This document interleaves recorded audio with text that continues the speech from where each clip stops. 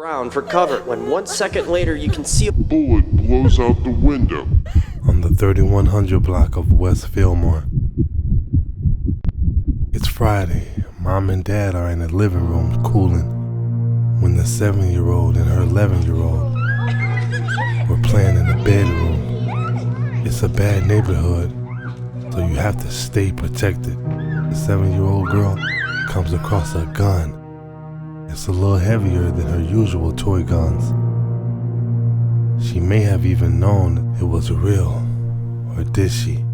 The little girl runs around the room with the gun making bang noises with her mouth. Her brother comes in the room and sees her with it. He notices that it's not a toy. He tries to hurry and go tell her mom. When the nightmare strikes, she accidentally fires the weapon.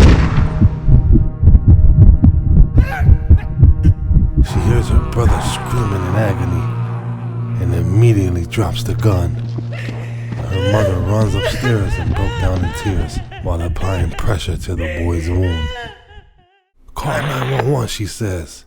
They called the cops and the boy was rushed to Stroger Hospital, where he was listed in critical condition. The boy is expected to survive. You just can't trust nothing these days. That goes to show you that you have to lock your gun up in the house if you have minors around. Just imagine the guilt the mother had after this incident." That was a recent weekend in Chicago. Homicides are up over 50% compared to last year. Perhaps it was the unseasonable warm spring temperatures or the demolition of nearly all the high-rise public housing that has scattered thousands of gang members into rival territories. But the fact is, in some South and West Side neighborhoods, it's guns, drugs, and gangs. We have a very specific gang problem here. It's tied to narcotics, but it's a gang problem, which is different than New York, certainly, or the East Coast. That is typically filled with heroin. They cut down a straw and snort it right out of the baggie. With nearly 70,000 members, Chicago is the most gang-populated city in America. That, according to the FBI. All right, hands on top of your head, now go around to the back. Hands on top. AP spent several days embedded with the Chicago police narcotic and gang units. We rode along day and night, observing and documenting the conflicts and police strategy. Right now we're in a pursuit of one of the young men that just were... As they hit up targeted spots and On the chased 2900 block of North Leavitt, around 12 a.m. July 13, 2020, Shamari K. Smith was leaving a store. Something just doesn't feel right today. He stopped at a red light when a dark-colored sedan drives up to the side of his car. This light is taking forever to turn green. At least it feels that way today, right now. Shamari K. Smith turns his head a little bit. He didn't notice anything too suspicious until he heard the window of the car next to him rolling down. And just before he could grab his pistol, someone from the vehicle let off like 12 shots within a very short time. He didn't have a chance. Someone close by heard the shots and called 911 to report there has been a shooting. The cops showed up and found him hanging to life by a thread.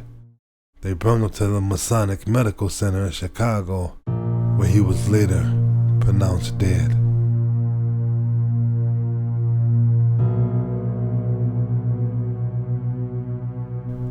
All of this suffering that the world is going through today, how much could we handle as a whole? Death is all around us. We all are bound to die one day. But only real geniuses get through that wormhole and find a way to live forever.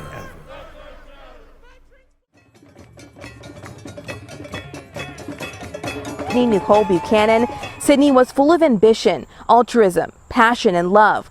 Sydney was a dynamic person. She cared deeply about her family and friends.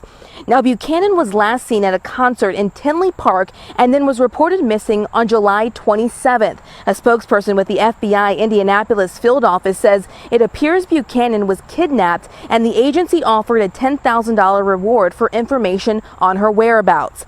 Then, a woman's body was found Monday in the Thornton-Lansing Road Nature Preserve. Here's a map of that area in the far south suburbs near the Indiana border. And then, from above, from Chopper 2, you can see just how wooded this area is. Buchanan's family saying the body was found here and it was in fact Buchanan's. But again, we are waiting on autopsy results to confirm that. Today, Buchanan's neighbor in Gary, Indiana, talked to us about her. I'm hurt. I'm devastated. She was a beautiful person. She still is a beautiful person. I've been knowing her since I first moved out here 8 years ago. And she didn't bother anybody. She kept to herself. Now this next story is going to rattle you a little bit.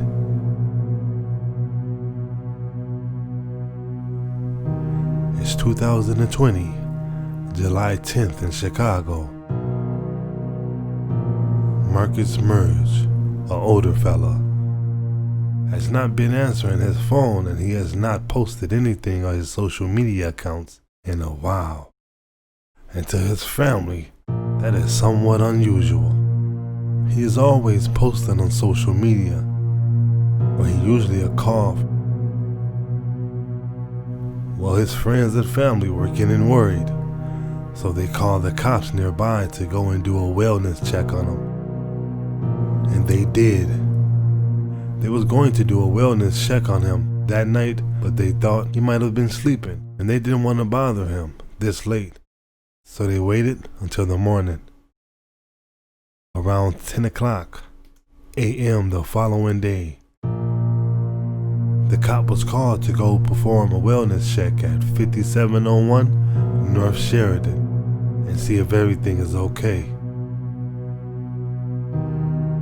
The officer got to the 5th floor of Hollywood Towers condominiums, accompanied by the apartment's maintenance. He went to the door.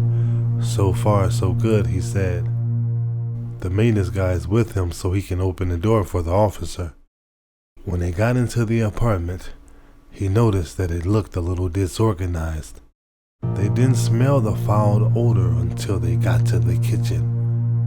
Uh-oh, this could be bad, said the officer. He goes inside of the freezer/refrigerator and seeing something big wrapped up in what seems like a bed sheet.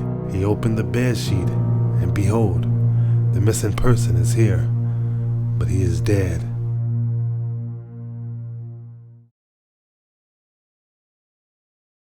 The first officer on the scene reported seeing signs of trauma on his torso. And later the medical examiner noticed that he also had quite a few bite marks all over his body, mainly on his neck. No one had been charged for the murder.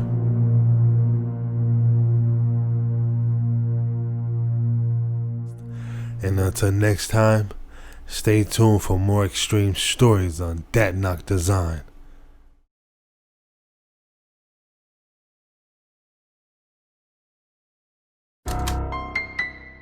You ain't got enough strength to hold me back. I'll do my sass, what's your intention? My bars do tend to get addictive.